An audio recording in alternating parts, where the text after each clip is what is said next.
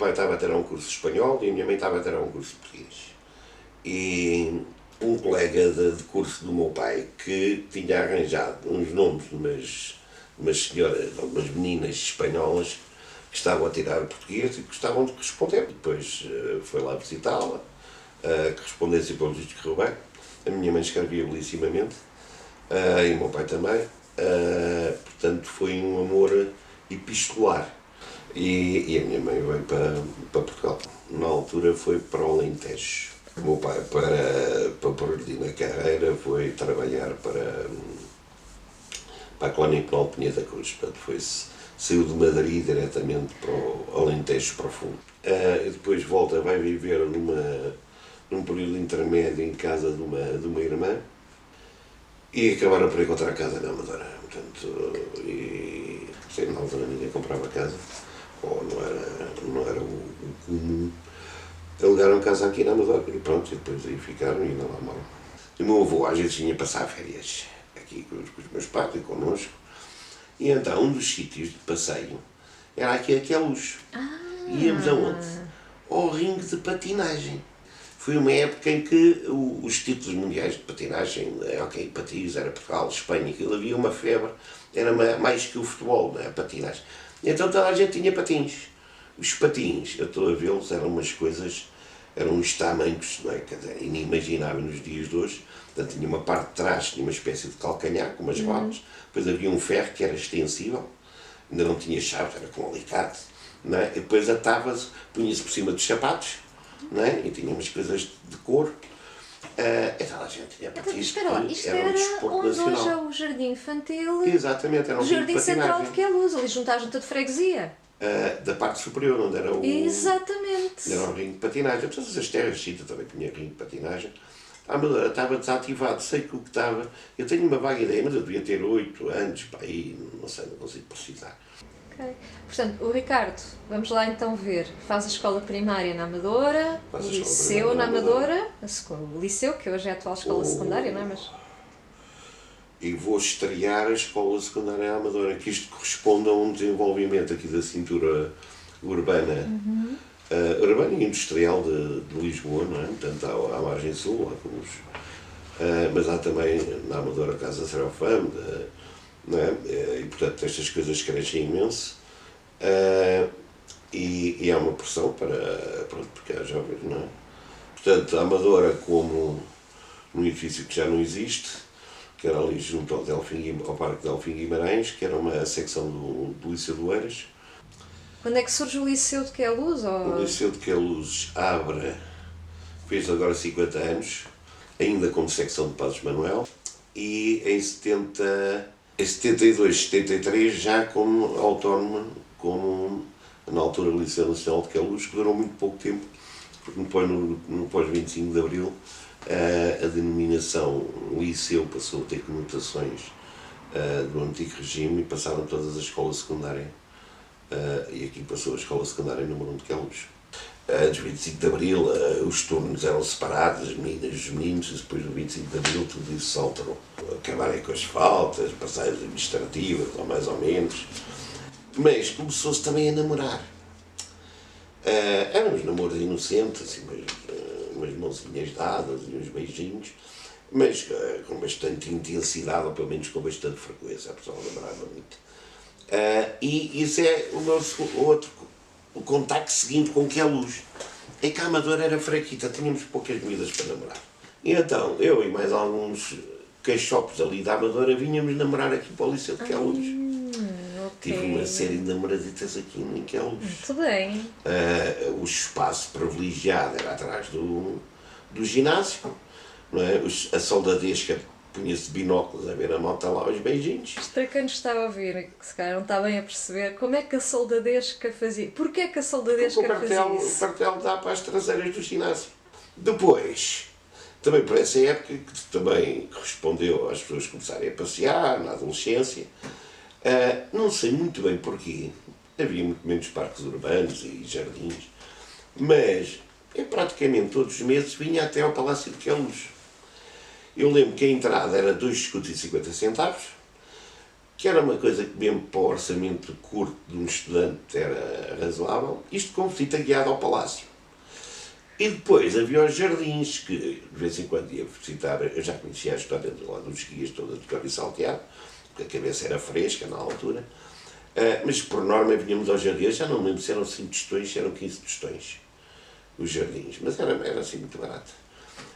Mas vinha com frequência e um dos encantos do jardim eram as laranjas, que eram ótimas, e a malta vinha comer laranjas, até ao episódio de haver um guarda, que era um indivíduo que fazia de conta que era turista, andava sempre de verão e inverno com uma gabardine, que andava a ver se nós não comíamos as laranjas, não é? Mas nunca nos apanhou, andava com uma caixa de máquina fotográfica que pelo balanço havia. Tentar fazer de conta que era um turista, é isso? Era ali o guarda, andava ali na qualquer, mas a malta era jovem e coisa, viu de um lado ou saiu do outro e coisa, e inchava-nos de comer laranjas. Depois vim trabalhar para aquela luz, fui colocado com aquelas coisas dos professores, de uma forma provisória, aqui na escola secundária Paulo Neto. Isto faz que talvez no princípio da década de 90. E uma das coisas, das primeiras perplexidades que eu tive, é que não havia praticamente ninguém autóctone de Queluz. As pessoas vinham, os pais vinham de algures, não... Portanto, a população, que aqui no Museu Comunitário chamamos os Chalões, era muito escassa. E isso foi uma coisa que, na altura... Isto no início dos anos 90, não é? Quando começa, não é? O meio socioeconómico era um meio classe média. Era uma escola com certos pergaminhos, portanto, um bom meio. Eu fui morar ali para o pé da Miguel Bombarda, do outro lado da estação. Também era uma população, normalmente com poucos estudos, mas que tem vindo a ser substituída, porque as pessoas, os filhos não ficaram cá. Mesmo muita da população escolar que nós temos, muitas vezes os pais não moram cá, ou é por causa dos avós, até o meu próprio prédio, a população foi sendo substituída, as pessoas foram falecendo, empalados, e foram sendo substituídas por comunidades, essencialmente comunidades imigrantes. Eu penso que a Luz tem imensas potencialidades. Isso é uma das minhas guerras, é precisamente esta, considerar, por um lado, a multiculturalidade como um fator positivo. Aliás, que a Luz tem esta história da ligação, da saída da única família real para fora do continente europeu, e em termos culturais. Eu sou um homem, será um bocado exagero dizer que sou um homem de cultura, mas interesso pela cultura. A cultura é sempre mais, quanto mais melhor. O que eu gosto é termos aqui matéria-prima, quer em termos patrimoniais, quer em termos humanos, para fazer coisas maravilhosas. É que a Luz é também aquela luz dos bairros, que é uma coisa que nunca vi ninguém a observar isso com olhos de ver. Mas nós temos o famoso bar do Estado Novo, mas temos, digamos, a urbanização toda dos anos 60, e antes disso, dos anos 50, por exemplo, a Miguel Bombarda, que era lindíssima, das obras de requalificação ou reperfilamento. Da componente árabe temos essencialmente o nome, o Queluz, mas temos também aquela estrutura junto à cisterna, que é um dédalo, portanto, que se chama uma arquitetura ou uma urbanização orgânica, não é? Que provavelmente remontará à época árabe. Mas depois vamos tendo bairros, desde o bairro do Estado Novo, que eu já tinha mencionado, mas no pós-25 de Abril vão-se criar uma série de bairros, ou 2 bairros para pessoas vindas das colónias, não é?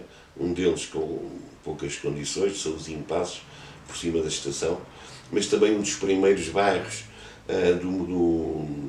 da estrutura SAAL, que foi um movimento, digamos, de promoção da autoconstrução apoiada pelo Estado no Pego Longo.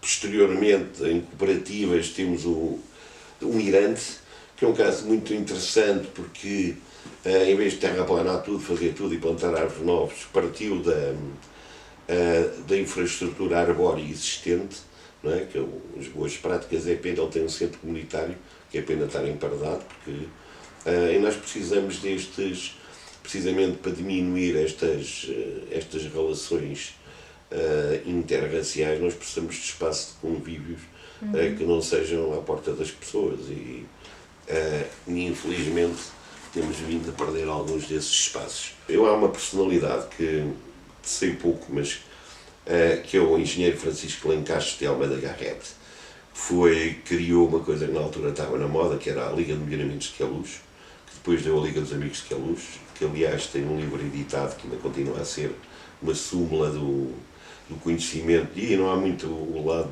geográfico, é mais aqui Queluz e Belas, né? Queluz e arredores, como se titula, embora seja uma obra coletiva, embora. E este homem, digamos, travou o desenvolvimento negativo de Queluz, manteve Queluz na sua traça, um bocado às custas do próprio bolso, não é? Porque ele era dono do Montabrão e foi cedendo os terrenos do Montabrão para a construção, digamos, para a vaga de construção. Curiosamente, com a sensibilidade de convidar o Ribeiro Teles para o projeto urbanístico.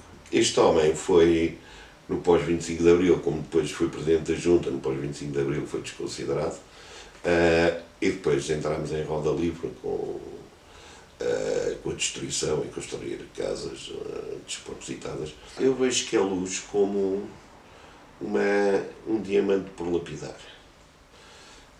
Queluz, penso, tem capacidades de desenvolvimento sustentado em termos precisamente da valorização dos aspectos arquitetónicos e em termos espaciais. Estamos aqui entre Sintra, Cascais, Lisboa.